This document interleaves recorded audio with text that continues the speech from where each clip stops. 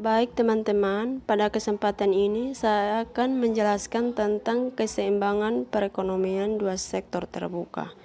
Sebelum kita lanjut ke penjelasannya, perkenalkan nama saya Gertrudis Seokseran, NPM 12190063, bersama Moniko Nicolino Bano, NPM 12190053, dan Mario Frediko Wejonahak, NPM 12190060. Perekonomian dua sektor. Yang dimaksud dengan perekonomian dua sektor adalah perekonomian yang terdiri dari sektor rumah tangga dan perusahaan.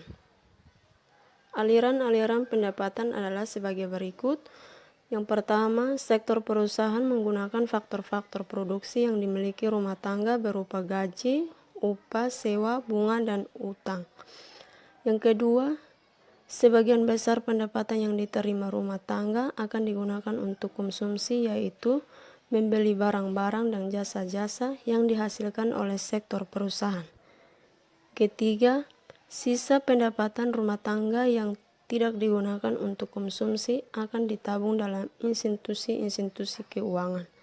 Yang keempat, pengusaha yang ingin melakukan investasi akan meminjam tabungan rumah tangga yang dikumpul oleh institusi-institusi keuangan.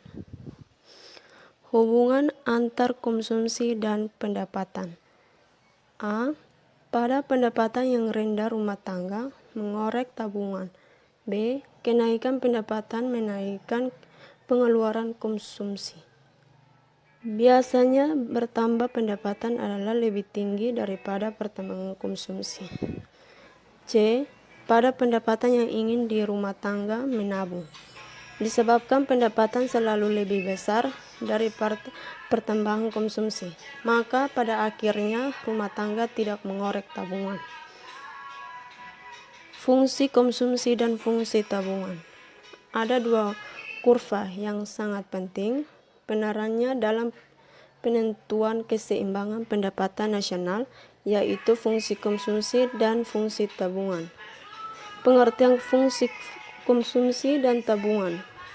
Pertama, fungsi konsumsi adalah suatu kurva yang menggambarkan sifat hubungan di antara konsumsi rumah tangga dalam perekonomian dengan pendapatan nasional.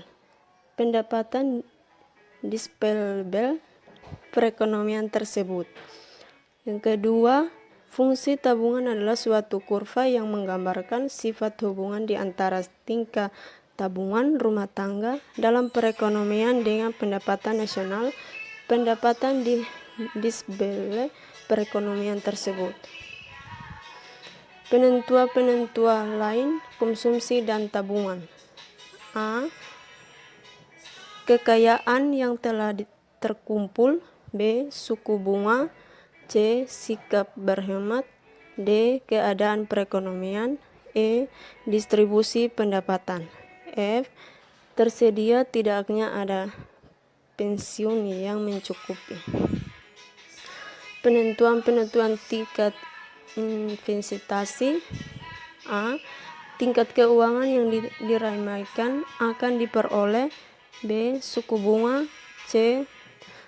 Ramalan mengenai keadaan ekonomi di masa depan.